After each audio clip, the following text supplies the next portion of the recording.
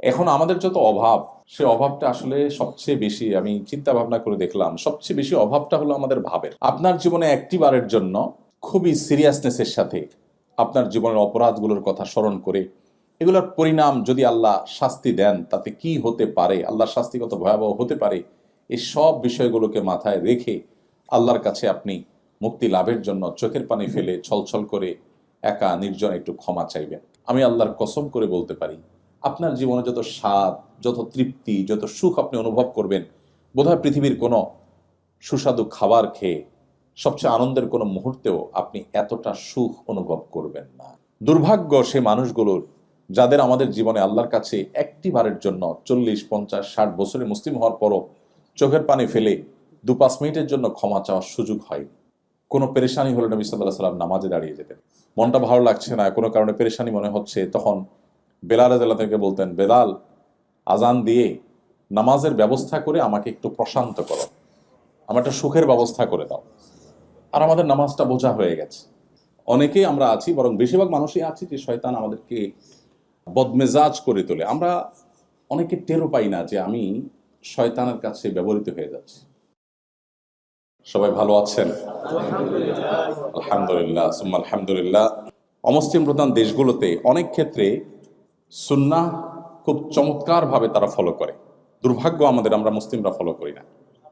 আপনারা এখানে দেখেন যে এরা সন্ধ্যার মধ্যে খেয়ে ফেলে, রাতে তাড়াতাড়ি তারা শুয়ে যায়, ভোরে উঠে কাজ করা শুরু করে। শুধু এরা কেন, পৃথিবীর সমস্ত অমুসলিম কান্ট্রিগুলোতে অলমোস্ট সেম কালচার প্র্যাকটিস আমরা দেখি, সেটা পূর্বে হোক কিংবা পশ্চিমে, সব দিকে একই কালচার প্রায় দেখা যায়।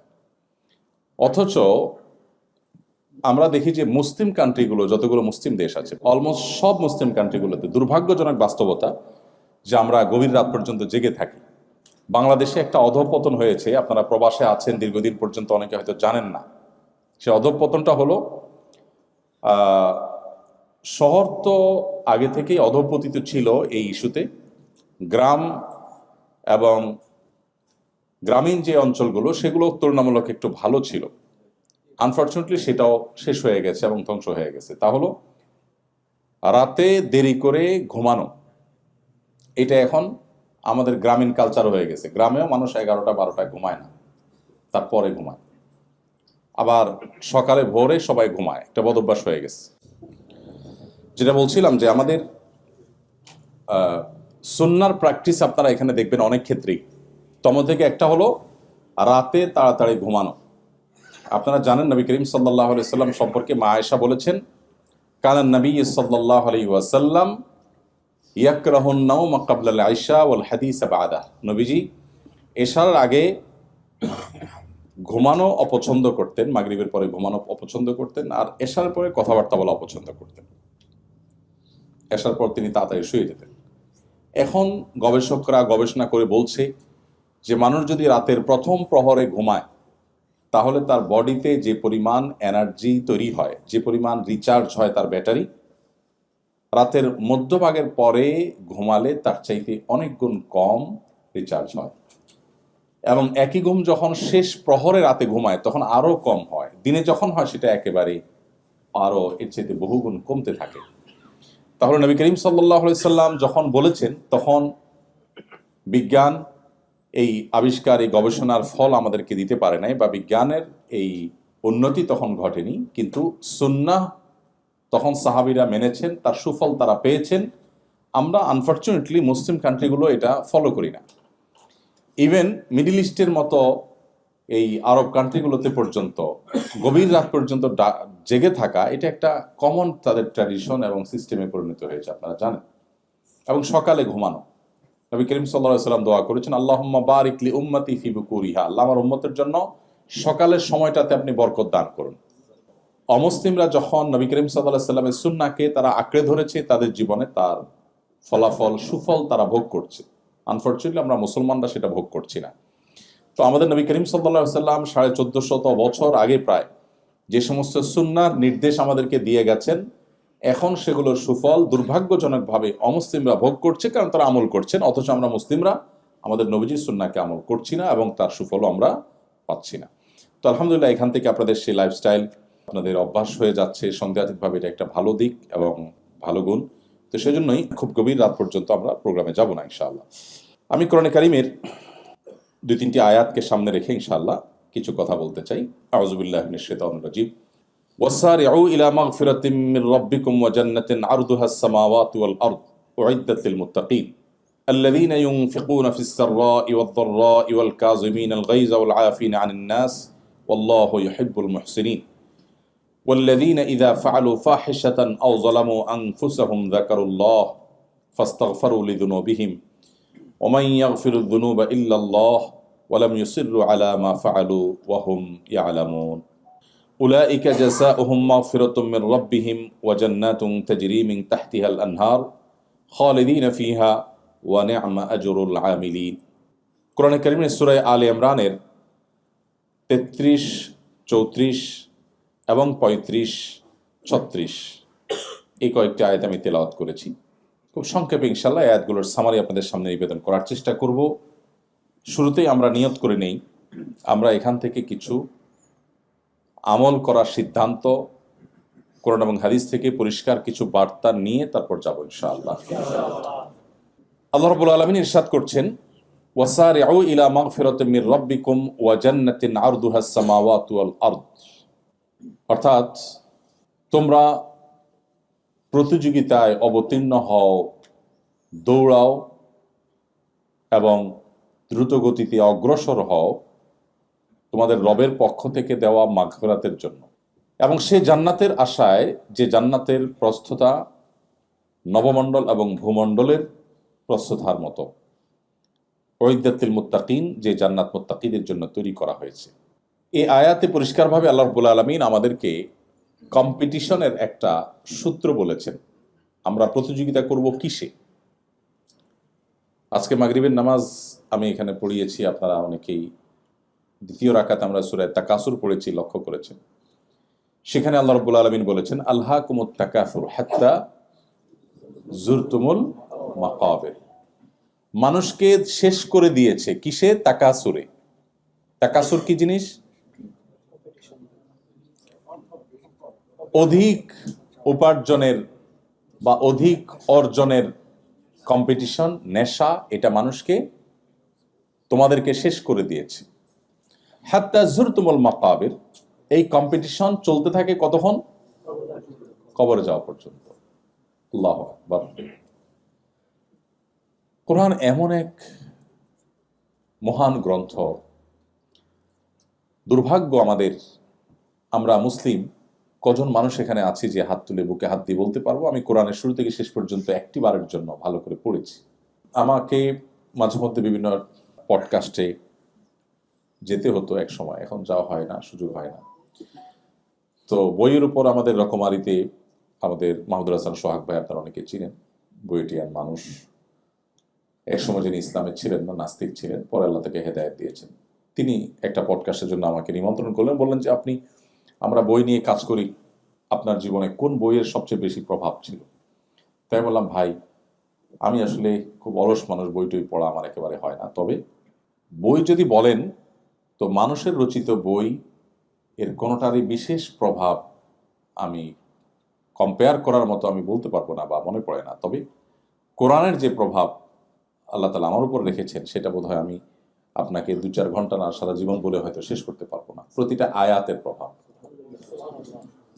এই জন্য আমি শুরুতে আপনাদেরকে বিনীতভাবে অনুরোধ করতে চাই, আপনারা 2টি গ্রন্থ জীবনে একবার পড়বেন। নাম্বার 1, কোরআনে কারিম শুরু থেকে শেষ পর্যন্ত অর্থ সহকারে, সময় কম থাকলে শুধু অর্থই পড়লেন। কোনো আলিম, এখানে শেখ আবু হুরায়রা আছেন, আর উলামা ইকরাম যারা আছেন তাদের তত্ত্বাবধানে কোনো আয়াত অস্পষ্ট মনে হলে তাদের কাছে জিজ্ঞেস করলেন। আর আলহামদুলিল্লাহ আজকাল বাংলায়, ইংরেজিতে, বিভিন্ন ভাষায় তাফসির অ্যাভেলেবল। সুতরাং একেবারে অথেন্টিক যে তাফসির গ্রন্থ আছে সেগুলোর সহযোগিতা নিয়ে পুরো কোরআন একবার শুরু থেকে শেষ পর্যন্ত যদি আমরা পড়ি। সেই সাথে আরেকটি গ্রন্থ আমি পড়তে বলবো, সেটা হলো নবী করিম সাল্লাল্লাহু আলাইহি ওয়াসাল্লামের একটা সিরাত গ্রন্থ বা তার একটা কমপ্লিট জীবনী, শুরু থেকে শেষ পর্যন্ত পূর্ণাঙ্গ একটা জীবনী গ্রন্থ। এই 2টি যদি আপনি পড়ে শেষ করেন নির্মোহভাবে, আমি বিভিন্ন জায়গায় বলি, আমি আল্লাহর উপর ভরসা রেখে আপনাকে এই গ্যারান্টি দিতে পারি, আপনি নিজেকে ইমানদার হিসাবে, মুসলমান হিসাবে, অন্য এক জগতের মুসলমান হিসাবে, আপনি মুসলিম হিসাবে আপনি অনুভব করবেন। আপনার ইমানের মিটার এত উপরে যাবে যে আপনি অনুভব করবেন ইসলামটা। আমরা অনেকেই ইসলাম পালন করি, বাট এটা আমাদের অনেকটা বোঝার মতো হয়ে গেছে। এখানে অনেক ভাই আছেন যারা মাদক সেবন করেন না এবং হারাম খাবার খান না, অনেক ইবাদতবন্দি করেন, কিন্তু এটা আমরা মুসলিম, আল্লাহ হারাম করেছেন, এরকম একটা মানসিকতা থেকে, যে আল্লাহ নিষেধ করেছেন তাই আল্লাহর কথা না শুনলে আবার মুশকিল, আল্লাহ দিবে মায়ের জাহান্নামে ফেলবে, টেনশন, এই জায়গা থেকে।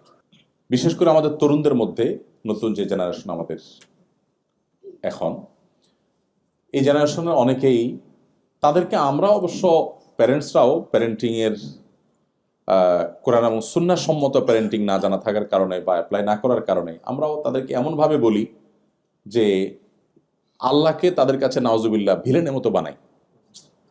ছোট ছোট বাচ্চারা কিছু করতে গেলে এটা করা যাবে না, আল্লাহ হারাম করেছেন, আল্লাহ গুনাহ দিবেন, ওইটা করা যাবে না, আল্লাহ গুনাহ দিবেন, ওইটা করা যাবে না, তখন বাচ্চা মনে করে যে এর সব কাজে ডিস্টার্ব তো করতেছেন নাউজুবিল্লাহ আল্লাহ। এরকম একটা টেন্ডেন্সি বাচ্চাদের মধ্যে, হয়তো বলতে পারে না কেন তরুণদের মধ্যে নাস্তিক্যবাদের দিকে চলে যাওয়ার হার বাড়ছে নানা কারণে। এর অনেক ইস্যু, অনেক কারণ আছে, এর মধ্যে এটা একটা কারণ হতে পারে। তাদেরকে যে ইসলামটা ভেতর থেকে তাদেরকে অনুভব করার সুযোগ করে দেওয়া, ভেতর থেকে ইমানটা এনে তারপর ইসলামটাকে চর্চা করা, এটার মধ্যে একটা আনন্দ আছে, এখানে বোঝা নাই, সেটাকে আপনি দারুণভাবে ফিল করবেন। এটা যদি আপনি করতে চান তাহলে আপনাকে কোরআন পড়তে হবে এবং সিরাত পড়তে হবে। কোরআন এবং সিরাত পাঠ করার পর আপনি দেখবেন আপনার ইসলামটাকে আপনি এনজয় করছেন।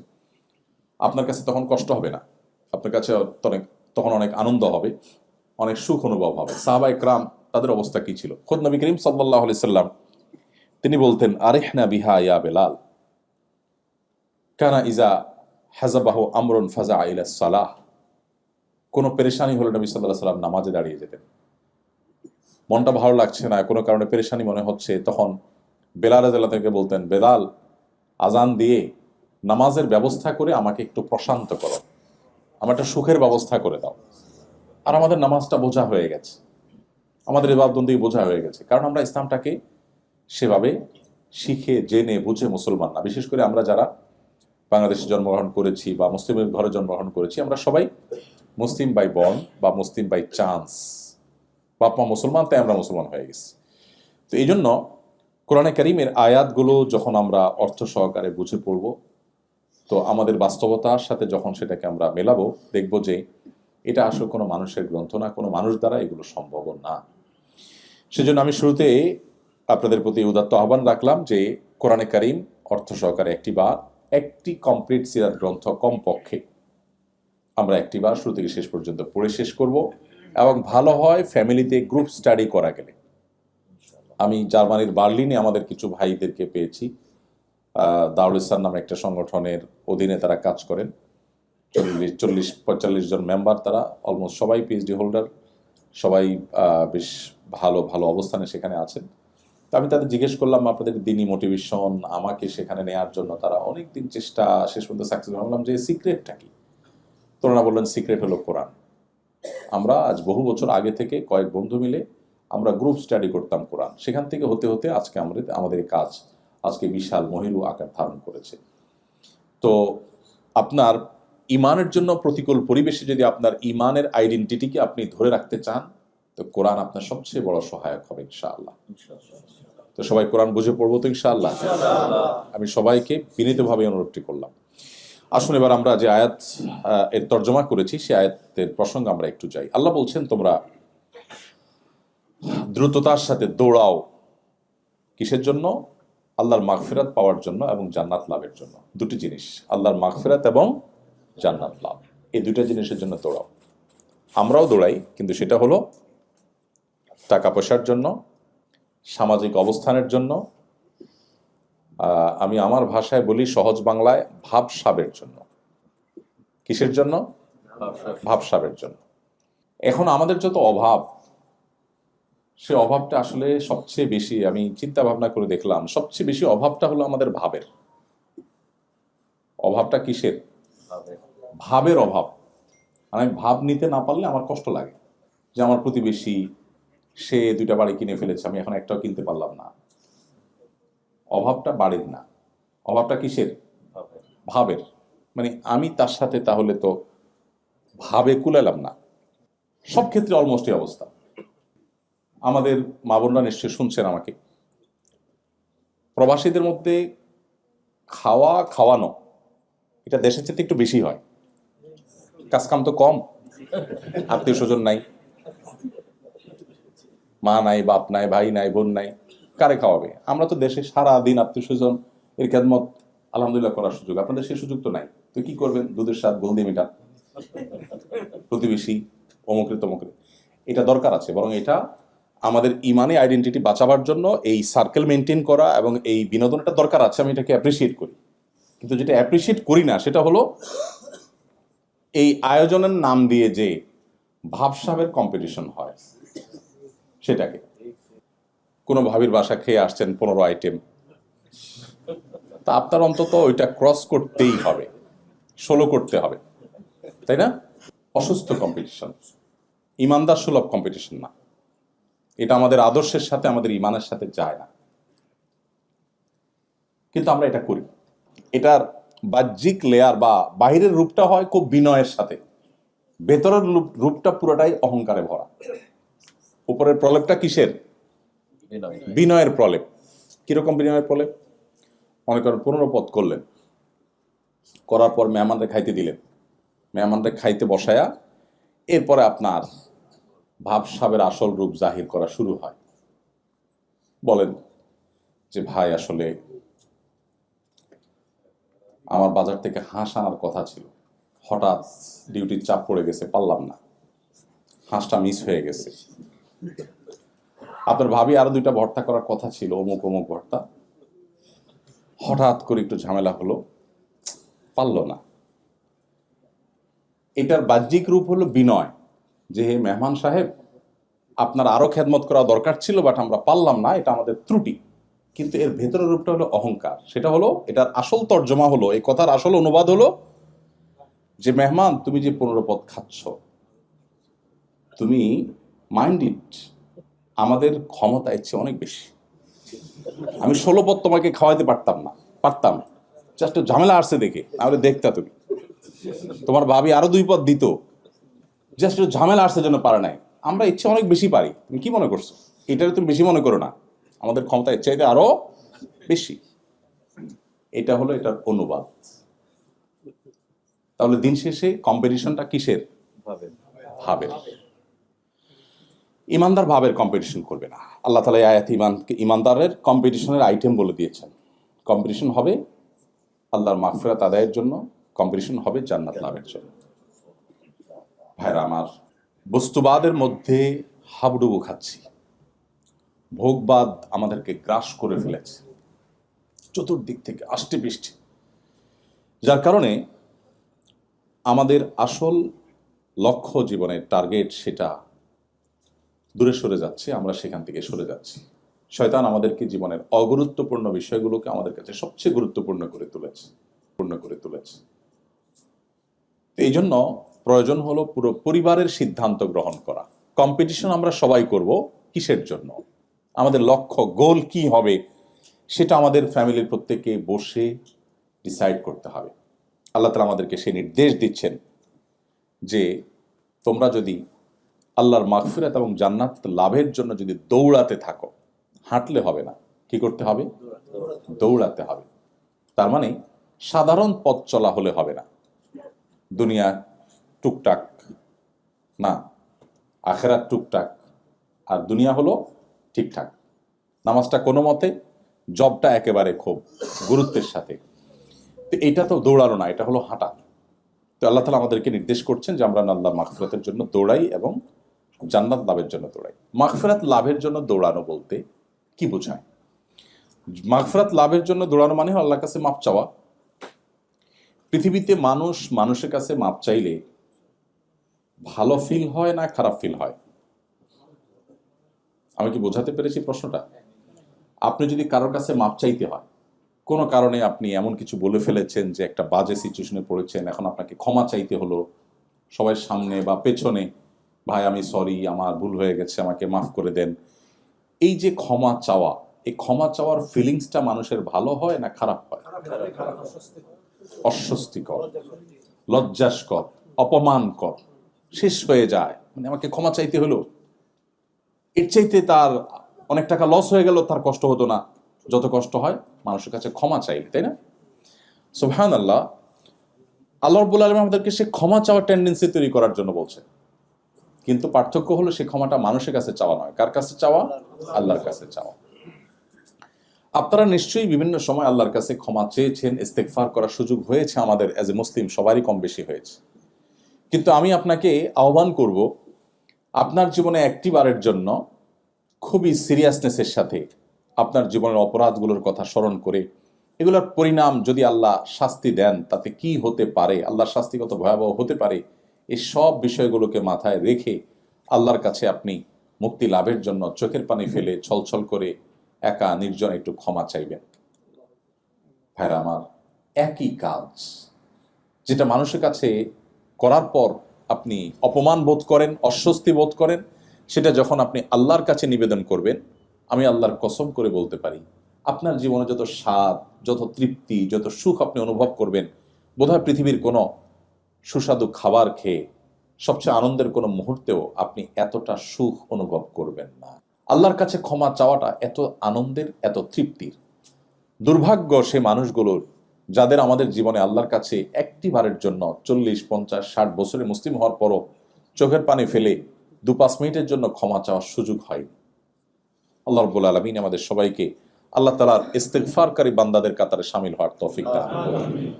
আল্লাহ তাআলা কোরআনে কারিমে বিভিন্ন জায়গায় আল্লাহ সেসব বান্দাদের প্রশংসা করেছেন, আল মুস্তাগফিরিনা বিল আসহার, যারা ভোর রাতে উঠে আল্লাহর কাছে ক্ষমা প্রার্থনা করে, চোখের পানি ফেলে, এই মানুষগুলোর প্রশংসা আল্লাহ জায়গায় জায়গায় করেছে।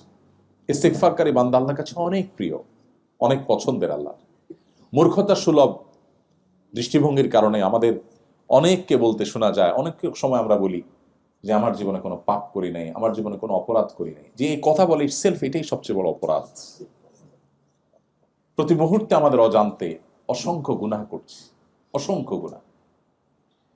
তো যাই হোক, আল্লাহর কাছে মাগফিরাত লাভ, আল্লাহর কাছ থেকে এটা করার জন্য আল্লাহ আমাদেরকে দ্রুত গতিতে অগ্রসর হতে বলেছেন।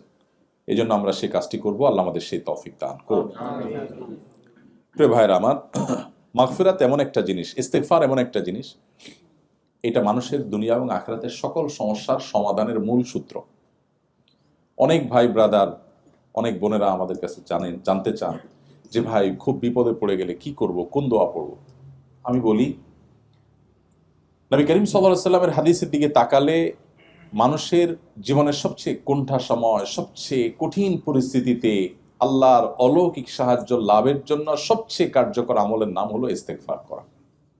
নবী করিম সাল্লাল্লাহু আলাইহি ওয়াসাল্লামের পরিষ্কার হাদিস রয়েছে, মান লাজিমাল ইস্তেগফার, যে ব্যক্তি ইস্তেগফারকে আঁকড়ে ধরা মানে সারাক্ষণ পড়তে থাকে, এটা ছাড়ে না, জাআলাল্লাহু মিন কুল্লি হাম্মিন ফারাজা। তো ইস্তেগফার করার নির্দেশ আল্লাহ তাআলা আমাদেরকে বারবার করেছেন। ইস্তেগফারের অর্থ বুঝে আমরা ইস্তেগফার আল্লাহ তাআলার কাছে করব। সবচেয়ে উত্তম ইস্তেগফার হলো সাইয়্যিদুল ইস্তেগফার, যেটা সকাল সন্ধ্যায় এবং রাতে ঘুমানোর সময় নবী সাল্লাল্লাহু আলাইহি ওয়াসাল্লাম করতেন। আর এছাড়া যে কোনো ইস্তেগফার করতে পারি আমরা। সবচেয়ে ছোট ইস্তেগফার হলো আস্তাগফিরুল্লাহ ওয়া আতুবু ইলাইহি। আস্তাগফিরুল্লাহ, আল্লাহ আপনার কাছে আমি ক্ষমা চাই, আমি আল্লাহর কাছে ক্ষমা চাই এবং তার দিকে ধাবিত হই। তো আল্লাহ রাব্বুল আলামিন জান্নাত প্রসঙ্গে বলতে গিয়ে বলছেন, উইদ্দাত লিল মুত্তাকিন, তোমরা সেই জান্নাতের দিকেই কম্পিটিশন করতে থাকো বা দৌড়াতে থাকো, দ্রুত অগ্রসর হও, যে জান্নাত মুত্তাকিদের জন্য প্রস্তুত করা হয়েছে। ভাইরা আমার, আখিরাত প্রসঙ্গে আলোচনা আমরা খুব কম করি, আমাদের মধ্যে খুব কম হয়, যার কারণে আখিরাতের এই ঈমানের গুরুত্বপূর্ণ যে বিষয়গুলো আছে, জান্নাত, জাহান্নাম, এগুলো সম্পর্কে আমরা প্র্যাকটিসিং মুসলমানরা খুব বেশি কিছু জানি না। আমরা শরিয়ার বিধিবিধান জানি, কিন্তু জান্নাতের প্রতি ঈমান, সেই জিনিসগুলো দিন দিন আমাদের দুর্বল হয়ে যাচ্ছে। বিশেষ করে যখন বস্তুবাদী পৃথিবীতে আমরা দিন দিন আরো বেশি প্রবেশ করছি, তত বেশি আমাদের আখিরাতের প্রতি এক ধরনের উদাসীনতা বা আখিরাতকে ভুলে যাওয়ার প্রবণতা, টেন্ডেন্সি আমাদের মধ্যে বাড়ছে। তো এই জন্য এই জান্নাত প্রসঙ্গে, জাহান্নাম প্রসঙ্গে, আখিরাত প্রসঙ্গে, হাসর প্রসঙ্গে যে সমস্ত আয়াত এবং হাদিস আছে, বিশেষ গুরুত্বের সাথে আমার ইমানের নার্সিংয়ের জন্য আমাকে সেগুলো বিশেষভাবে তেলাওয়াত করতে হবে, পড়তে হবে, তাতে নতুন করে আমার ইমানের স্বাদ আমি পাবো। তো আল্লাহ রাব্বুল আলামিন মুত্তাকিদের বৈশিষ্ট্য বলতে গিয়ে বলছেন জান্নাত মুত্তাকিদের জন্য প্রস্তুত করা হয়েছে। এখানে একটা গুরুত্বপূর্ণ বার্তা আছে যে মুত্তাকিদের জন্য জান্নাত। জান্নাত কাদের জন্য? মুত্তাকিদের জন্য। মুত্তাকিদের জন্যই আল্লাহ তাআলা জান্নাত প্রস্তুত করেছেন। কোরআন সম্পর্কে আল্লাহ বলেছেন হুদাল লিল মুত্তাকিন, একেবারে শুরুর দিকে সূরা বাকারা, আলিফ লাম মিম যালিকাল কিতাব লা রাইবা ফি হুদাল লিল মুত্তাকিন। এই কোরআন গাইড করবে কাকে? মুত্তাকিকে। যে তাকে অবলম্বন করতে চায় তাকেই গাইড করবে, সবাই এখান থেকে গাইডলাইন পাবে না। আবার জান্নাত প্রসঙ্গে আল্লাহ বলতে গিয়ে বলছেন উইদ্দাতুল মুত্তাকিন, জান্নাত সেটা তৈরি করা হয়েছে যাদের জন্য। তারা কারা? মুত্তাকিরা।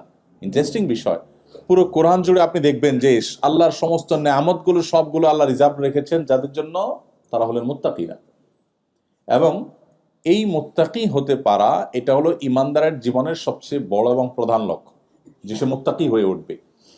মুত্তাকিদের প্রায় 30 থেকে 40টি বৈশিষ্ট্য পুরো কোরআনে আলোকপাত করা হয়েছে বিভিন্ন আয়াতে, কোথাও 3টি, কোথাও 4টি, কোথাও 5টি, সবগুলো একত্র করলে প্রায় 40টির মতো বৈশিষ্ট্য হয়। এটা নিয়ে আমাদের একটা লেকচার ইউটিউবে আছে, যেখানে মুত্তাকিদের সমস্ত বৈশিষ্ট্য কোরআনে যেগুলো আলোচিত সেগুলো আমরা সেখানে একত্র করার চেষ্টা করেছি। আজকে আমরা সেগুলো করব না। এই আয়াতের পরে আল্লাহ তাআলা মুত্তাকিদের কিছু বৈশিষ্ট্য উল্লেখ করেছেন, আমরা সেগুলো যাচ্ছি। পরবর্তী দুটি আয়াত আল্লাহ সেটি বলেছেন। আল্লাহ বলেছেন আল্লাযীনা ইউনফিকুনা ফিস সাররাই ওয়াদ দাররা। মুত্তাকিদের একটা বৈশিষ্ট্য হলো যে তারা সুখে দুঃখে, যখন তাদের সুদিন থাকে তখন, যখন তাদের দুর্দিন থাকে তখন, এই উভয় সময়ে তারা আল্লাহর রাস্তায় দান করে। এটা মুত্তাকিদের একটা বৈশিষ্ট্য। আমরা অনেকেই আছি সুদিনে দান করি, আবার অনেকে আছে দুর্দিনে দান করি। কিছু লোক আছে দিন খারাপ হলে তখন টুকটাক কিছু দান সাদাকা করে, ভালো হলে তখন সে আল্লাহকে আর স্মরণ রাখতে চায় না। যখন যারা ক্ষমতায় থাকে তারা কেউ আমাদের কাছে, হুজুরদের কাছে আসে না। যখন ক্ষমতা থেকে নেমে যায় সব সিরিয়াল ধরে, হুজুর এটা দোয়া করেন। হ্যাঁ, সব সময় এই অবস্থা। অনেক তরুণ আমার কাছে সিভি দেয়, ভাই একটা চাকরি দিয়ে। তো ভাই আমি তো কোনো ইন্ডাস্ট্রির মালিক না, কেমন চাকরি দিব? বলছে ভাই কত ব্যবসায়ী আছে আপনাদের সাথে পরিচয় আছে, একটু দেখেন। তা আমি বলি যুবক আসেন বসেন, আমাদের সাথে অনেক ব্যবসায়ীর পরিচয় আছে ঠিক আছে, কিন্তু ব্যবসায়ীরা আমাদের কাছে সুদিনে আসে না। যখন ধরা খেয়ে দেউলিয়া হওয়ার দশা হয় তখন আসে, হুজুর একটু পানি পড়া দেন, দোয়া দেন।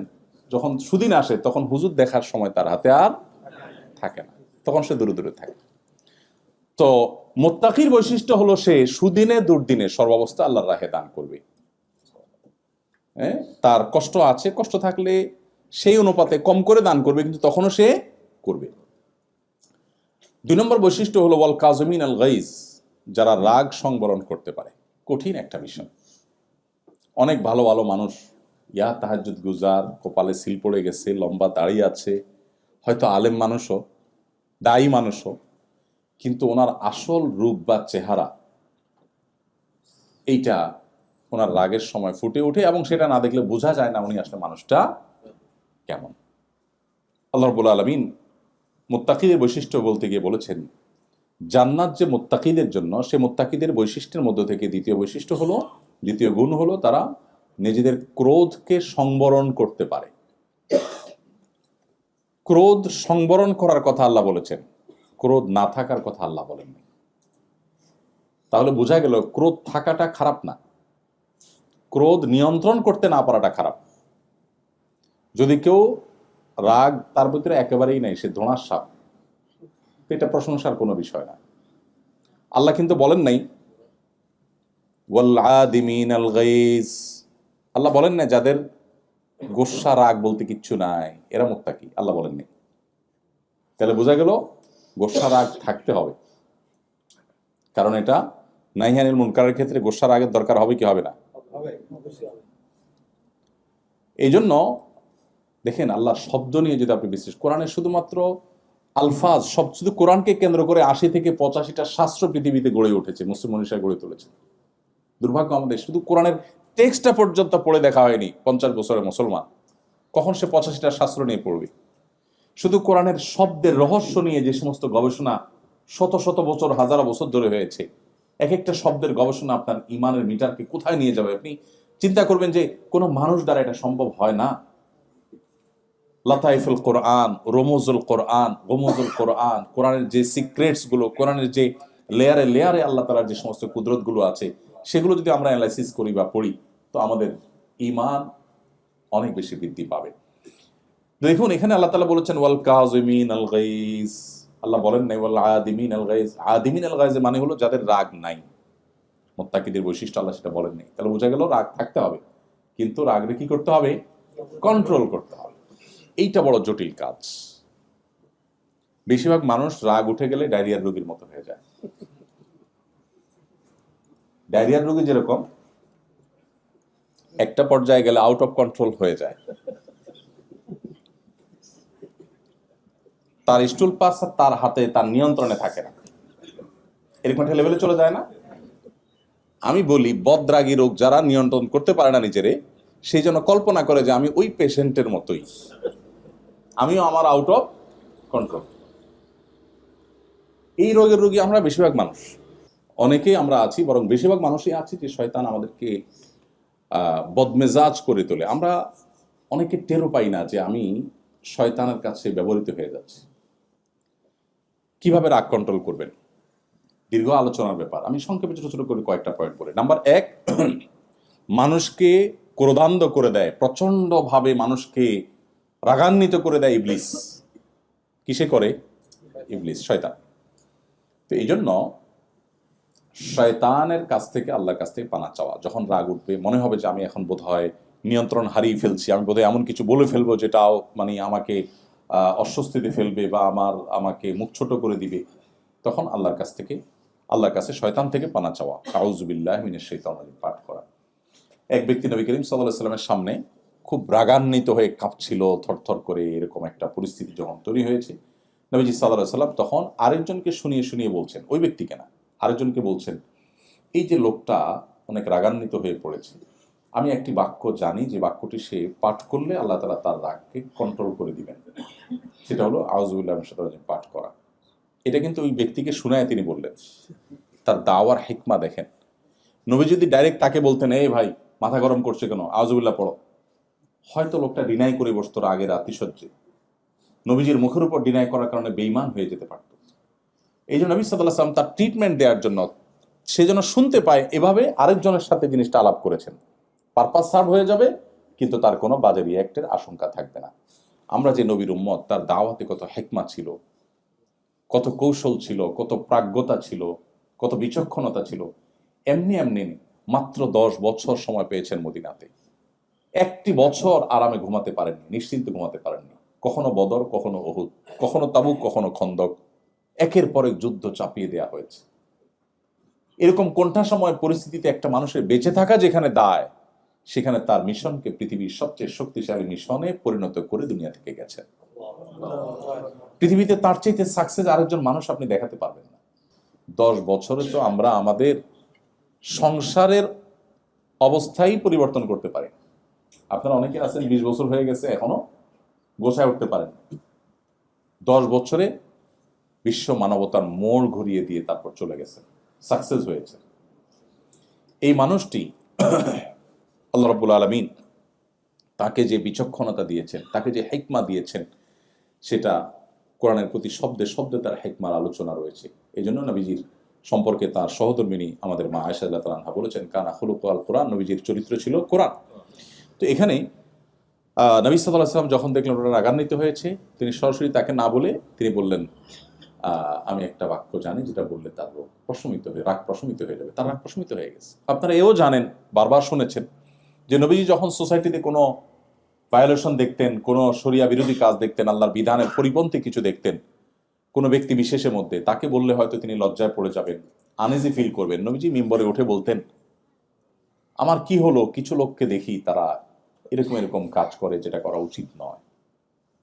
তাতে যাকে তিনি সংশোধন করতে চাইতেন তিনি সংশোধিত হয়ে যেতেন, আবার তিনি কারোর সামনে লজ্জার মুখেও পড়তেন না। তো এইভাবে আমাদের প্রিয় নবী সাল্লাল্লাহু আলাইহি ওয়াসাল্লাম তার দ্বীনকে প্রতিষ্ঠিত করবার জন্য, তার দ্বীনকে জিন্দা করবার জন্য, আমাদের আত্মশুদ্ধির জন্য তিনি বহুমুখী চেষ্টা করেছেন। তাহলে মুত্তাকিদের দ্বিতীয় বৈশিষ্ট্য হলো রাগ সংবরণ করা। রাগ কিভাবে সংবরণ করব, তার একটা পদ্ধতি বললাম, খুব বেশি মাথা গরম হয়ে গেলে কি পড়তে হবে? আউযু বিল্লাহি মিনাশ শাইতানির রাজিম। এটার অর্থ বুঝে উপকারিতা চিন্তা করে পড়তে হবে। শুধু মন্ত্রের মতো পড়লাম সেই মানসিকতা থেকে পড়া উচিত না, পড়তে হবে বুঝে। আল্লাহ বলেছেন কোরআনে কারিমে, ইম্মা ইয়ানজাগান্নাকা মিনাশ শাইতানি নাজগুন ফাস্তাইজ বিল্লাহি মিনাশ শাইতানির রাজিম। শয়তান যখন তোমাকে খোঁচা দিবে বা তোমাকে ক্ষতিগ্রস্ত করবে, বিভ্রান্ত করবে, করতে চাইবে, তখন তুমি আল্লাহর কাছে পানা চাইবে শয়তান থেকে। তাহলে শয়তান থেকে যখনই আশ্রয় চাইবো, আল্লাহ আমাদের রাগ সংবরণ করবে। এখন মুশকিল হলো, লজিকের দুনিয়া, লজিক পাগল এই পৃথিবীতে, এখন সবকিছুতে সায়েন্সের উন্নতি অগ্রগতি, আমাদের সবকিছুতে লজিক লাগে। এখন প্রশ্ন হলো, রাগ উঠছে আমার মাথা গরম হয়ে গেছে, আউযুবিল্লাহ পড়লে দূর হয়ে যাবে, কেমন কথা? আমরা তো ট্যাবলেট খাইলে অসুখ ভালো হয়, কোরআন পড়লে ভালো হয়ে যাবে, এটা তো আমাদের বুঝে আসে না, তাই না? এখন ভয়েস কমান্ডের যুগ, মোবাইল ভয়েসে কাজ হয় সেটা তো অনেক পুরান। গাড়ি ভয়েস কমান্ডে গাড়ি চলে, সেটাও পুরান হয়ে গেছে। এখন আরো লেটেস্ট জিনিস চলে আসছে। এখন তো আপনার এসি লাগবে, সুইচ টিপ দেওয়া তো দূরের কথা, হাই এসি, এসিকে আপনি লক করে বলবেন তুমি স্টার্ট হও, বন্ধ হও, সেটাও করার দিন পুরান হয়ে গেছে। এখন লেটেস্ট কি? লেটেস্ট হলো আপনি গরম ফিল করছেন, অটোমেটিক এসি চলবে। আপনি ঠান্ডা ফিল করছেন, এসি বন্ধ হবে। তো আমি যদি মোবাইলকে যদি বলি হাই শ্রী কল অমুক, আমার এই কথা যদি মোবাইল শুনে এবং যদি অ্যাকশন হয়, তো আল্লাহর কালাম পড়ে যখন আমি বলবো তখন কেন অ্যাকশন হবে না? মানুষ যেটা না বুঝে ওটা তার কাছে ইলজিক্যাল মনে হয়, যেটা না বুঝে সেটা তার কাছে লজিক। আসলে এই লজিকের সংজ্ঞাটা কি, এটা আরেক দীর্ঘ আলোচনার বিষয়। আজ থেকে যখন 200 বছর আগে বিদ্যুৎ ছিল না, তখনকার একজন মানুষ, তাকে যদি বলা হতো যে ভাই ওয়ালের এই জায়গাটাতে এই জিনিসটাকে সুইচ বলে, এটা টিপ দিলে লাইট জ্বলবে, এটা 200 বছর আগে যদি মানুষকে বলা হতো, তাহলে তার কাছে এই কথাটা কি লজিক্যাল ছিল না ইলজিক্যাল ছিল? ইলজিক্যাল ছিল না। আরে মাথা খারাপ নাকি, এখানে টিপ দিলে লাইট জ্বলতে যাবে কেন? এখন সেটা কি লজিক্যাল না ইলজিক্যাল? লজিক্যাল। আগামী 500 বছর পরে যে আবিষ্কারটা হবে, যেটা এখনো হয়নি, সেটা এখন আমাদের কাছে কেউ বললে আমাদের কাছে মনে হবে ইলজিক্যাল, কারণ আমি জানি না সেটা। তো এই যদি হয় মানুষের টেকনোলজির অবস্থা, তো আল্লাহ রাব্বুল আলামিন আখিরাতে, কিয়ামতে তার যে মহাসৃষ্টির যে জগৎ, সিক্রেটস, যেটা আমরা জানি না, সেই জগতের কোনো বিষয় যদি আমার বুঝে না আসে, আমি যদি বলি না এটা তো বুঝে আসে না, আমি কেন মানবো? এইটা হবে একেবারেই অজ্ঞতা সুলভ অ্যাপ্রোচ। তো আউযুবিল্লাহ পড়লে রাগ প্রশমিত হয়, নবী সাল্লাল্লাহু আলাইহি ওয়াসাল্লাম এই হাদিসের উপর আমরা আমল করব। 1। 2 নম্বর হলো, রাগ প্রশমিত হওয়ার জন্য নবী সাল্লাল্লাহু আলাইহি ওয়াসাল্লাম বলেছেন অবস্থার পরিবর্তন করতে। এটা একেবারে হাতে নাতে আমরা দেখতে পাবো। দাঁড়ানো অবস্থায় রাগান্বিত হয়ে গেলে বসে যাওয়া, বসা অবস্থায় রাগান্বিত হলে শুয়ে যাওয়া, এবং আরো একটা কার্যকর উপায় হলো স্থান ত্যাগ করা। আপনার এখন রাগ উঠছে, এখান থেকে আপনি সরে যান, আপনি 1 ঘন্টা পরে আসেন, দেখবেন রাগ আগের যে ইয়েতে ছিল, মানে স্পিড যেটা ছিল ওইটা আর নাই। আমি বিশেষ করে, আপনারা তো সবাই এখানে ম্যাক্সিমাম মানুষ ফ্যামিলি নিয়ে আসছেন, স্টুডেন্ট যারা আছে তারা হয়তো ফ্যামিলি নিয়ে আসবে।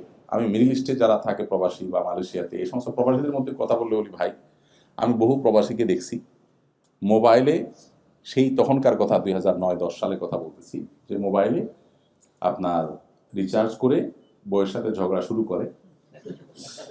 মোবাইল যখন অ্যালার্ম দেয়, মেসেজ দেয় যে আর মাত্র 1 রিয়াল আছে, আধা রিয়াল আছে, কেটে যাবে, তখন বলে যে দাঁড়াও আমি রিচার্জ করে আইতেছি। আবার যে এটা রিচার্জ করে আইসা ঝগড়ার সেকেন্ড ইনিংস কন্টিনিউ করে। এভাবে কার্ড একটা বারটা শেষ করে, কি করে ঝগড়া করে। আমি এরকম বহু যোগ্য দেখলাম, ভাই ইটস তো লস প্রজেক্ট। ঝগড়া করার জন্য এই যে মোবাইলে টাকা নষ্ট করা, তো লস প্রজেক্ট, আপনি কেন এটা করছেন? তো বলে ভাই কি করবো? আমি বললাম শুনেন, বুদ্ধি হলো যখনই এরকম ঝগড়ার ইস্যু তৈরি হবে, তখন মোবাইলটা বন্ধ করে দিবেন। বন্ধ করে কাজের জন্য অন্য কোনো সিম দিয়ে কাজটা সারবেন, দেশের সাথে যোগাযোগ বন্ধ। বরাবর 3 দিন মোবাইল বন্ধ থাকবে, 3 দিন পরে ওপেন করে এবার আপনি ঝগড়াটা করবেন। ঝগড়া আপনি আমি করতে নিষেধ করছি না, ঝগড়া আপনি মাস্ট করেন, কিন্তু সেটা 3 দিন অফ রাখার পরে যদি আপনি করেন, আপনাকে আমি গ্যারান্টি দিতে পারি আপনার 10 রিয়ালের মোবাইল কার্ড 2 রিয়ালে দেখবেন কাজ হয়ে গেছে। কারণ আপনার রাগ তখন অলরেডি কমে একেবারে লেভেলে চলে আসছে, ওইদিকে তাদেরও রাগটা কমে একটা লেভেলে চলে আসছে। এখন যেটা হবে সেটা হলে একেবারে ফিনিশিং কথা, আচ্ছা যা হয়েছে এখন বলো কি করা যায়, এখন হবে ফিনিশিং এর আলাপ। এই যে ফাও বকছেন, এগুলো বকেও আপনি ওই জায়গায় যাবেন লাস্টে, যে জায়গায় আপনি যাবেন 20 রিয়াল 50 রিয়াল খরচ করে, ওইটা আপনাকে আমি 2 রিয়াল খরচ করে যাওয়ার রাস্তা বলে দিচ্ছি। ঠিক নবী সাল্লাল্লাহু আলাইহি ওয়াসাল্লাম এই অ্যাপ্রোচটাই আমাদেরকে অবলম্বন করতে বলেছেন। যখন রাগ হবে তুমি অবস্থার পরিবর্তন করো, পজিশন চেঞ্জ করো। পজিশন চেঞ্জ করলে দেখবেন আপনার মেন্টালিটির মধ্যে পরিবর্তন চলে আসছে। নাম্বার 3, নবী করিম সাল্লাল্লাহু আলাইহি ওয়াসাল্লাম আমাদেরকে শিখিয়েছেন অজু, রাগ হলে অজু করার কথা। রাগ হলে আমাদের শরীর গরম হয়ে যাওয়ার সময় যখন আমরা অজু করি তখন শয়তান আমাদের মধ্যে বদরাগটা সৃষ্টি করে, তখন মানুষের রাগ প্রশমিত হয়ে যায়, একটা লেভেলে চলে আসে।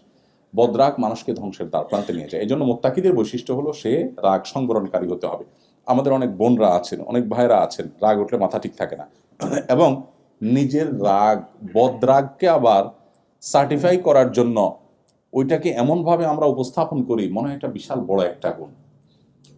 পোলাপান দেখবেন এখন সব ক্রেজি, ছোট্ট পোলাপান সব কি ক্রেজি। আমরা আমাদের শৈশবের কথা মনে পড়ে, গ্রামে গঞ্জে যারা বড় হয়েছি আমরা মাটিতে পড়ে থাকতাম, খেলাধুলা করতাম জাস্ট ধোঁড়ার সাপের মতো, 10টা খোঁচা দিলেও জিদ উঠতো না। আর এখন পোলাপানরে কিচ্ছু বলার আগেই ফুসফুস করে ওঠে, তাই না? বাসায় বাপের বন্ধু আসছে, আঙ্কেল আসছে, ও পিস্তল নিয়ে দাঁড়ায় আছে। অ্যাপ্রোচটা এরকম। এর অনেক কারণ আছে অবশ্য, সাইকোলজিক্যালি তারা চেঞ্জ হয়েছে, নানা কারণ আছে, বদরাগী হয়ে যাচ্ছে। এখন বাপ মা যে সে অনেক সময় গর্ব করে অনেক রাগ, এই অনেক রাগ বলার যে স্টাইল, অনেক রাগ যে আমার ছেলেটার বা আমার মেয়েটার পিচ্চিটার, এটা বলার যে স্টাইল, সেই স্টাইলটা কি এটা যেন সে প্রাউড ফিল করছে, মানে মনে হয় যে তার বাচ্চা পিএইচডি করছে। আরে ভাই, আপনার বাচ্চা অনেক রাগী মানে সে পেশেন্ট, আপনি ডিজাস্টারের মধ্যে আছেন, আপনি ছোট মুখে বলবেন ভাই সরি বাচ্চাটা খুব সরি, আপনি যেভাবে বলছেন অনেক রাগ, মনে হচ্ছে আপনি প্রাউড ফিল করছেন, মানে রোগকে আপনি অ্যাপ্রিসিয়েট করছেন, এমন একটা ভাব ব্যাপার। আর নিজের রাগকেও মানুষ এভাবে অ্যাপ্রিসিয়েট করে, ম্যাক্সিমাম মানুষ জানেই না সে নিজে একজন অসুস্থ মানুষ, তার ট্রিটমেন্ট দরকার। সে বলার সময় এমনভাবে বলে ভাই আমার উল্টা পাল্টা দেখলে মাথা ঠিক থাকে না ভাই। অ্যাপ্রোচটা হলো যে আমি দুনিয়ার সবচেয়ে ভালো মানুষ, আমি কোনো অন্যায় সহ্য করি না, তো ঠান্ডা মাথা সব আকাঙ্ক্ষা নিজে করে যাচ্ছে, কিন্তু আরেকজন উল্টা পাল্টা দেখলে তার মাথা গরম হয়ে যায়, নিজেরটা সে খুব ঠান্ডা মাথায় কন্টিনিউ করে যায়। তো মুহাম্মদ সাল্লাল্লাহু আলাইহি সাল্লাম এসেছেন মানুষকে আত্মশুদ্ধির পথে নেওয়ার জন্য। আপনি কি দেখবেন না একজন সাহাবী দেখবেন না যারা ইসলাম গ্রহণ করার আগে সামান্য একটু ওটের পানি খাওয়াকে কেন্দ্র করে যুগ যুগ ধরে যুদ্ধ চালিয়ে গেছে, সেই সভ্যতার সেই সমাজের মানুষগুলো জাস্ট ইসলামের ছায়াতলে আসার কারণে কি হয়েছে আল্লাহ কোরআনে উল্লেখ করেছেন, ইয কুনতুম আ'দাআ ফাআল্লাফা বাইনা কুলুবিকুম।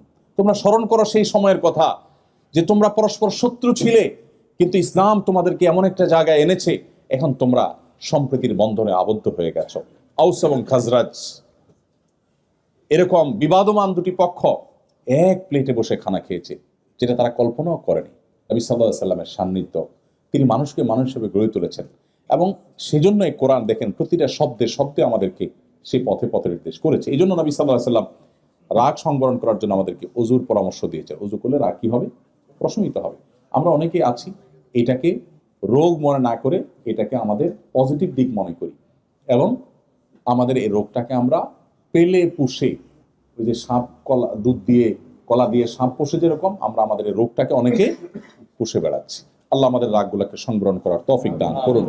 বদমেজাজ, বদরাগী, যাদের রাগ কন্ট্রোলে থাকে না, সে যত বড় নামাজি হোক, যত রোজাদার হোক, সে মুত্তাকি হতে পারে না।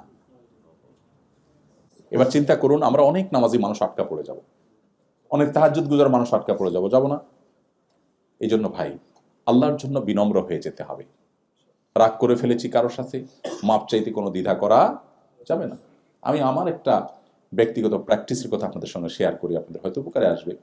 কখনো পারিবারিকভাবে হয়তো বাবার সামনে মায়ের সামনে একটু জোরে কথা বলা হয়ে গেছে, হয়তো আমার ছেলে মেয়েরা ছিল, হয়তো স্ত্রী ছিলেন, হয়তো পারিবারিক একান্ত গুরুত্বপূর্ণ কোনো ডিসিশন মেক করতে গিয়ে হয়েছে, যদি আমি ফিল করি যে আমার আওয়াজটা একটু জোরে হয়ে গেছে, বাবা মার সাথে বেয়াদবি হয়ে গেছে, তখন আমি আর দেরি করি না, ফিল হওয়ার সাথে সাথে ওই স্ত্রীর সামনে, ওই ছেলে মেয়ের সামনেই বাবা মার কাছে যতটুকু সম্ভব নিজেকে মাটির সাথে মিশিয়ে ক্ষমা চেয়ে সেটাকে লেটা চুকানো, যে আমি তাদের সামনে যদি আমি জোরে কথা বলে থাকি তাহলে তাদের সামনেই আমার নিজেকে শাসন করতে হবে, আত্মশাসন করতে হবে, তাহলে আমার নফস দ্বিতীয়বার এ ধরনের অ্যাপ্রোচ করতে সে ভাববে। তো এই জন্য ভাই, মুত্তাকিদের এই বৈশিষ্ট্যটা অর্জন করা অনেক কঠিন। আমি জানি প্রথম যেটা বলেছি সুখে দুঃখে দান করা, এটা অনেকে আমরা হয়তো করতে পারবো, কিন্তু সেকেন্ড পয়েন্টটা এটা এত ইজি না। এই জন্য আল্লাহর কাছে সাহায্য চাইতে হয়। আল্লাহ, আপনি আমার বদরাগ, আমার ক্রোধকে আপনি নিয়ন্ত্রণ করে দিন, আমাকে সবর করার তৌফিক দান করুন। আস-সবরু জাযাউহু আল জান্নাহ, সবরের বিনিময় হলো জান্নাত। একটা আমল আছে যে আমলের বিনিময়ে আল্লাহ তাআলা ব্ল্যাঙ্ক চেক দিবেন কিয়ামতের দিন, অন্য কোনো আমলের বিনিময়ে ব্ল্যাঙ্ক চেক নেই। সব আমলের বিনিময় ফিক্সড। আপনি সাদাকা করবেন, বিনিময় পাবেন, কত গুণ পাবেন সেটাও কোরআন বলে দিয়েছে, 700 গুণ পর্যন্ত আল্লাহ সাদাকার বিনিময় বাড়াবেন। এরকম অনেক আমল আছে যেগুলো আল্লাহ আপনাকে নির্দিষ্ট পরিমাণ দিবেন। একটা আমল আছে যে আমলের ক্ষেত্রে আল্লাহ তাআলা বলেছেন যে তিনি ব্ল্যাঙ্ক চেক টাইপের বিনিময় দিবেন, অর্থাৎ কোনো ফিগার নাই। ইন্নামা ইউওয়াফাস সাবিরুনা আজরাহুম বিগাইরি হিসাব। আল্লাহ বলেছেন ইন্নামা ইউওয়াফাস সাবিরুনা আজরাহুম বিগাইরি হিসাব, সবরকারীদেরকে আল্লাহ তাআলা বিনিময় দিবেন হিসেব ছাড়া। এই জন্য ভাই সবর করার চেষ্টা করবো তো ইনশাআল্লাহ। আমাদের বদমেজাজ, বদরাগ এগুলো কন্ট্রোল করার আপ্রাণ চেষ্টা আমরা করবো ইনশাআল্লাহ। এর বাইরেও রাগ নিয়ন্ত্রণের জন্য নবী সাল্লাল্লাহু আলাইহি ওয়াসাল্লামের আরো অনেকগুলো বাতানো আমল আছে, আমরা সেদিকে যাচ্ছি না। তাহলে দ্বিতীয় পয়েন্ট হলো, মুত্তাকিদের দ্বিতীয় বৈশিষ্ট্য হলো যে তারা রাগ সংবরণকারী হবে। নাম্বার 3, ওয়াল আফিনা আনিন নাস, মুত্তাকিদের তৃতীয় বৈশিষ্ট্য হলো তারা মানুষকে ক্ষমা করবে। মানুষকে কি করতে জানে? ক্ষমা করতে জানে। এটাও আমরা অনেকে করতে পারি না, ইগো আমাদের এসে বাধা দেয় যে কিভাবে আমি এটা মাফ করব, ভুলতে পারি না। এই যে মানুষকে ক্ষমা করতে না পারা, এটা অনেক খারাপ একটা গুণ, যেটা আমরা অনেক নামাজি কালামী মানুষও খেয়াল করি না। মানুষকে ক্ষমা করে দিতে হবে, কারোর প্রতি কোনো দুঃখ বেদনা রাখা যাবে না। এই গুণটা যে যত বেশি অর্জন করবে সে আল্লাহর কাছে তত বেশি মুত্তাকি হতে পারবে ইনশাআল্লাহ। আল্লাহ আমাদেরকে তৌফিক দান করুন। আমরা অনেক সময় চিন্তা করি যে এত বড় অপরাধ করেছে, তাকে আমি মাফ করব কিভাবে। কোন এক সালাফ ওযু করছিলেন, তার দাস, কাজের লোক পানি ঢেলে দিচ্ছিলেন। তো সে যুগের পানির পাত্র পিতলের বা ভারী কোনো পদার্থের, লোহা, এই সমস্ত পদার্থেরই হতো, অনেক ভারী, অনেক উপর থেকে দেখা ছিল, হাতে পড়ছে, অনেক ব্যথা পেয়েছে, পড়ে গেছে। তখন তিনি রাগান্বিত হলেন। তার রাগ দেখে তিনি বলছিলেন, তুমি একই ভুল বারবার করো, কতবার তোমাকে ক্ষমা করো। তখন দাস বলছিলেন, এই যে আয়াত, ওয়াল আফিনা আনিন নাস, যারা মানুষকে ক্ষমা করতে জানে তারা মুত্তাকি হয়, তাদেরকে আল্লাহ জান্নাত দিবেন। এটা বলার সাথে সাথে উনি বললেন, যাও আমি তোমাকে মাফ করে দিলাম। আমরা হলে কি বলতাম বলেন তো? কাজের লোক ভুল করছে, ভুল করার পরে যখন আপনার মেজাজ গরম হয়েছে, এখন বকা দিবেন, আপনি মাত্র রেডি হচ্ছেন, এটা সে টের পাওয়ার পরে যদি আপনাকে আয়াত শোনায়, আপনি কি বলবেন? বলবেন যে তুমি আমাকে ওয়াজ করতে আসছো না, আয়াত বলার জায়গা পাও নাই। হ্যাঁ, দেখেন আমাদের পূর্বসূরীরা, আমরা যাদের সন্তান, তারা আল্লাহর নির্দেশ আসার পর আর কিচ্ছু চিন্তা করতেন না, আমার ক্ষমা দরকার আল্লাহর কাছ থেকে, এতটা ব্যাকুল এবং মরিয়া ছিলেন তারা। এরপর আল্লাহ শেষ শব্দে বলেছেন, আল্লাহ ইউহিব্বুল মুহসিন, আল্লাহ ইহসানকারীদেরকে ভালোবাসেন। ওই সালাফ যার ঘটনা বলছি, তিনি যখন ওযু করার পর, এটা একেবারে তাবেঈ যুগের ঘটনা, একদম সোনার যুগের ঘটনা, তিনি যখন ওযু করার পর যখন ব্যথা পেলেন এবং কাজের লোক কৃতদাস যখন বলল যে আল্লাহ ক্ষমাশীলদের পছন্দ করেন, তিনি বললেন, ঠিক আছে, তোমার প্রতি আমার কোনো দুঃখ, আমি ক্ষমা করে দিলাম। পরে সে আবার পরের বাক্য উচ্চারণ করেছে, সেটা কি? আল্লাহ তাআলা মুহসিনদেরকে ভালোবাসে, যে অন্যের প্রতি অনুগ্রহ করে তাকে আল্লাহ ভালোবাসেন। এখন সে করছে অন্যায় করে ক্ষমা তো পাইছে, এবার আয়াতের পরের অংশ আবার শুনে দিছে যে আল্লাহ কিন্তু অনুগ্রহকারীকে ভালোবাসেন। তার মানে এখন তুমি আমার অনুগ্রহ করো। তো উনি বললেন, যাও, তোমাকে আমি মুক্ত করে দিলাম। এগুলো রূপকথার গল্প নয়, এগুলো হাদিস, কোরআনের তাফসির বর্ণিত ঘটনা। আমরা তাদের সন্তান, তাদের উত্তরসূরি আমরা, যাদের কাছে কোরআনের আয়াতের নির্দেশ আসার পর তারা ডান বাম ভাবতেন না। সে যুগে একটা কৃতদাস আজাদ করা, মুক্ত করা, আর এ যুগে একটা মার্সিডিজ গাড়ি কাউকে হাদিয়া করা অলমোস্ট এক জিনিস। এত দামি অ্যাসেট ছিল সে যুগে, এটা দান করে দিলেন, চাইলে বিক্রি করতে পারতেন। কেন? যে আমি চাই আল্লাহ আমাকে মুত্তাকিদের কাতারে শামিল করুন। কত বৈশিষ্ট্যের কথা আমরা শুনি কোরআনে, আমরা যখন আয়াত পড়ি কত মুত্তাকিদের বৈশিষ্ট্য আছে আমরা খেয়ালও করি না। একটা বৈশিষ্ট্য অ্যাচিভ করার জন্য এই মুহূর্তের মধ্যে এত বড় বড় স্যাক্রিফাইস তারা করেছেন। এমনি এমনি গোটা পৃথিবী তাদের পায়ের নিচে আসে নাই, এমনি এমনি গোটা পৃথিবী তারা শাসন করেন, এমনি এমনি তারা গোটা পৃথিবীর নেতৃত্বের আসনে আসেন নাই। তাদেরকে কোরআনের যোগ্যতায় তারা যোগ্য করে তুলেছেন। আজ কোরআন একদিকে, আমরা আরেক দিকে। কিছু লেবাস আছে, 2-4 রাকাত নামাজ কালাম পড়ি, নিজেকে অনেক ভালো মুসলমান মনে করি। তাকওয়া এক জগতে, আমরা আরেক জগতে। আল্লাহ আমাদের সবাইকে মুত্তাকিদের ইমাম হওয়ার তৌফিক দান।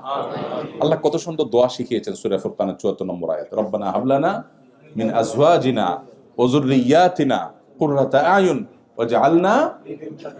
আল্লাহু আকবার। আয়াতে আল্লাহ আমাদেরকে শেখাচ্ছেন আমরা যেন দোয়া করি। আমরা মুত্তাকি হতে চাই তা না, আমরা মুত্তাকিদের ইমাম হতে চাই। এই জন্য মুত্তাকিদের ইমাম হওয়ার আগে তো মুত্তাকি হইতে হবে অ্যাটলিস্ট। অতএব আজ থেকে আমরা রাগ সংবরণ করার নিয়ত করবো তো ইনশাআল্লাহ। এমন কোন মানুষ পৃথিবীতে থাকবে না যাকে আমি ক্ষমা করতে জানবো না। নবী করিম সাল্লাল্লাহু আলাইহি সাল্লাম যদি হিন্দাকে ক্ষমা করতে পারেন, তিনি যদি আবু সুফিয়ানকে ক্ষমা করতে পারেন, আপনি কার উপরে অভিমান করে বলবেন আমি তাকে ক্ষমা করব না? সবাইকে ক্ষমা করবো তো ইনশাআল্লাহ। সোসাইটিতে চলতে গেলে অনেকের প্রতি অভিমান হয়, অনেকের প্রতি কষ্ট হয়, কিন্তু এগুলো ক্ষমা করতে জানা এটা ইমানদারের সিফাত। শয়তান আমাদেরকে এই গুণটা অর্জন করতে দেন, আমাদেরকে শক্ত করতে চায়, আমরা নরম হব ইনশাআল্লাহ। এরপরে আল্লাহ তাআলা মুত্তাকিদের বৈশিষ্ট্য বলতে গিয়ে পরের আয়াতে বলেছেন, ওয়াল্লাযীনা ইযা ফাআলু ফাহিশাতান আও যালামু আনফুসাহুম যাকারুল্লাহ। মুত্তাকিদের আরেকটা বৈশিষ্ট্য হলো, কোন একটা অন্যায় কাজ হয়ে গেলে, কোন একটা অশ্লীল কাজ হয়ে গেলে, কোন একটা গুনাহের কাজ হয়ে গেলে, আও যালামু আনফুসাকুম, নিজের প্রতি নিজে কোনো অবিচার করে ফেললে, যাকারুল্লাহ, আল্লাহকে তারা স্মরণ করে, আল্লাহকে স্মরণ করে, ফাস্তাগফারু লিযুনুবিহিম, এরপর আল্লাহর কাছে তার এই পাপের জন্য সে ইস্তেগফার করে, ক্ষমা প্রার্থনা করে। ওয়া মান ইয়াগফিরুয যুনুবা ইল্লাল্লাহ, আর আল্লাহ ছাড়া কে ক্ষমা করার অধিকার রাখে। ওয়ালাম ইউসিররু আলা মা ফাআলু ওয়া হুম ইয়ালামুন, এরপর আল্লাহর কাছে এভাবে ইস্তেগফার করার পর দ্বিতীয় দফা এই গুনাহটা সে করে না। আল্লাহর ভয়ে, আল্লাহর বান্দা হিসাবে সে এটাকে পুনরাবৃত্তি করে না, আর এই গুনার পিছনে, এই গুনাতে আসে না। এই বৈশিষ্ট্যগুলো যদি উল্লেখ করে, এই বৈশিষ্ট্য যদি কেউ অর্জন করে, আল্লাহ বলেছেন উলাইকা জাযাউহুম মাগফিরাতুম মির রাব্বিহিম ওয়া জান্নাতুন তাজরি মিন তাহতিহাল আনহার, এই মানুষগুলোর বিনিময় হলো আল্লাহর পক্ষ থেকে মাগফিরাত এবং জান্নাত লাভ। এই দুটা জিনিস, ওয়া নি'মা আজরুল আমিলিন, আর আমলকারীদের বিনিময় কতই না ভালো। শেষ। এই 4টি আয়াত আমি আপনাদের সামনে বলেছি শেষ। আমি শুধু সামারিগুলো বলছি আবার, যে আল্লাহ বলেছেন তোমরা দৌড়াও, দ্রুত গতিতে তোমরা আগাও মাগফিরাত এবং জান্নাতের দিকে। গোটা পৃথিবী আগায় একদিকে, আপনি অগ্রসর হবেন অন্যদিকে। কারণ পৃথিবীর বস্তুবাদী মানুষগুলো তারা জীবনের একটা লেভেল পর্যন্ত দেখে। আল্লাহ আপনাকে ইমানদার করেছে, আপনার দৃষ্টি আরো অনেক গভীরে, আপনি জান্নাত পর্যন্ত দেখেন, তারা এতদূর দেখে না। সো তারা দেখে মৃত্যু পর্যন্ত। এইটুকু কিভাবে ভালো থাকবে সেজন্য হাজারটা আয়োজন তাদের। আপনার এত আয়োজন এখানে নাই, তাতে আপনার দুঃখ নেই, কারণ আপনার তো দৃষ্টি আরো অনেক দূরে। সো এইটুকু আপনার ভালো গেল কি খারাপ গেল এটা অনেক বড় ম্যাটার করে না। আপনার দেখার বিষয় হলো আমি সেখানে কতটা ভালো থাকলাম। সেজন্য আল্লাহ আমাদেরকে বলেছেন আরো দূরদৃষ্টি আমাদের যেন হয়। আর সেজন্যই কম্পিটিশনের আমাদের জগৎটাই ভিন্ন হবে। আমি শুরুতে যে ভাবসাবের কথা বলছি, যদিও কথাটা রসাত্মক হয়েছে, রসিকতার সাথে হয়েছে, কিন্তু ইম্পর্টেন্ট। যে ব্যক্তি ভাবসাব ছেড়ে দিবে এবং অসুস্থ কম্পিটিশন ছেড়ে দিবে, আল্লাহ তাআলা তাকে এমনি সুখী করে দিবে। কোনো সম্পদ ছাড়া সে সুখী হবে। নবী সাল্লাল্লাহু আলাইহি ওয়াসাল্লাম এমনি বলেন নাই, লাইসাল গিনা বিকাসরাতিল আরদ ওয়ালাকিন্নাল গিনা গিনান নাফস। অনেক সম্পদ আহরণ করলে সে ধনী হয় না। তাহলে ধনী কে হয়? নবীজি বলেছেন যে ব্যক্তি মনের দিক থেকে ধনী। মনের ধনী কি আবার? মনের ধনী হলো যে মনে করবে যে আমার অনেক আছে, আলহামদুলিল্লাহ আমি হ্যাপি, যা আছে এটা আমি অংশ কি, আমি কারোর সাথে কম্পিটিশনে যাচ্ছি না, অন্তত পার্থিব ইস্যুতে। পার্থিব ইস্যুতে কম্পিটিশন যে পৃথিবীতে কখনো মানুষ সুখী হয় না। আপনি যার সাথে কম্পিটিশন করবেন তার সমান হয়ে গেলেন, এরপরে দেখবেন তার চেয়ে ডাবল আরেকজন, এবার কি করবেন? আমি গতকালকে গল্পচ্ছলে বলছিলাম, আমাদের এক ভাই টাঙ্গাইল বাড়ি, সৌদি আরবে ড্রাইভিং প্রফেশনে কাজ করেন, একজন সাধারণ মানুষ, কিন্তু একটা অসাধারণ কথা বলেছেন।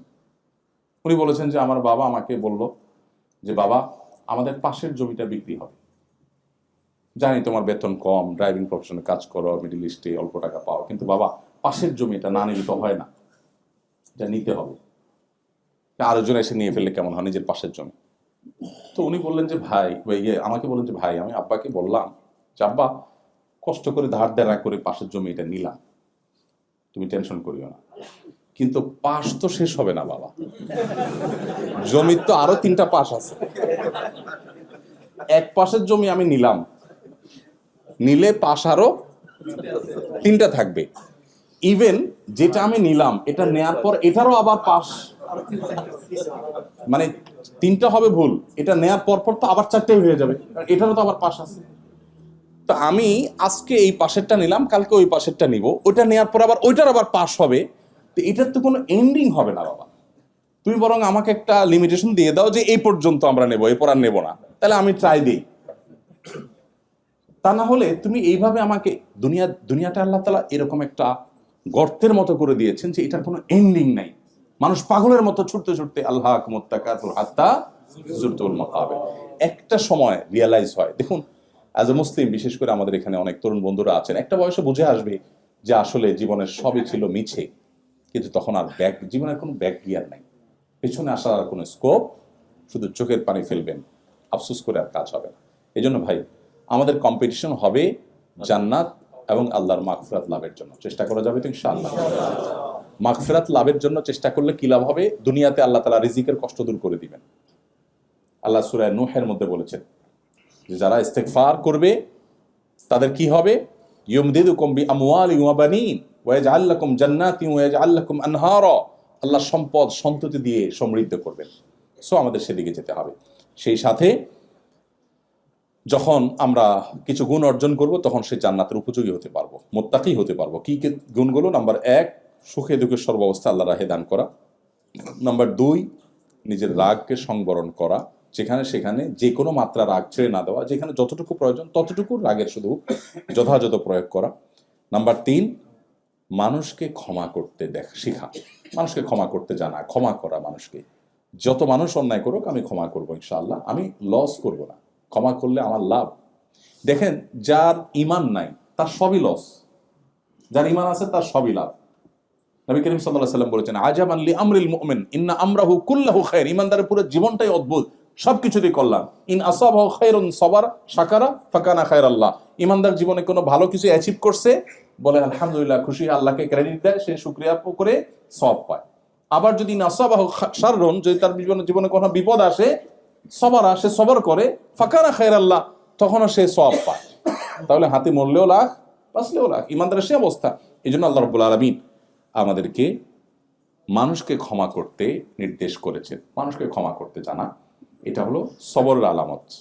এবং 4 নম্বর বৈশিষ্ট্য হলো, যদি কোনো গুনাহ হয়ে যায় সাথে সাথে ইস্তেগফার করা। আপনারা এখানে যে পরিবেশের মধ্যে আপনারা বড় হচ্ছেন বা জীবন পার করছেন, এখানে চতুর্দিকে চোখের গুনার হাতছানি। কতবার ইস্তেগফার করা উচিত, কতবার ইস্তেগফার করা উচিত, কত বেশি ইস্তেগফার করা উচিত, আল্লাহর সাথে বোঝাপড়াটা কত বেশি পরিষ্কার করা উচিত। আমরা একটা লাইফ এনজয় করছি, কিন্তু কোরআন যে লাইফের পথে আহ্বান করেছে সেটা আমরা এনজয় করার সুযোগ পাই নাই। আমি সেটাই আপনাদের আহ্বান করেছিলাম, আবারও সেটাই আহ্বান করছি যে প্লিজ কোরআন আমাদেরকে যেরকম লাইফ, আমাদের যে জীবন যাপন করতে বলেছে সেটাকে আমরা করতে শিখি এবং করতে জানি। আল্লাহ আমাদের সেই তৌফিক দান করুন। ঈমানদারদের বা মুত্তাকিদের যে বৈশিষ্ট্য, এই বৈশিষ্ট্যগুলো আমরা অর্জন করার চেষ্টা করব এবং কোরআনকে আমরা বুঝে পড়ার চেষ্টা করব। নবী সাল্লাল্লাহু আলাইহি ওয়াসাল্লামের সিরাতের আলোকে আমাদের জীবনকে আমরা সাজাবার চেষ্টা করব, আলোকিত করার চেষ্টা করব। আল্লাহ আমাদেরকে সেই তৌফিক দান করুন।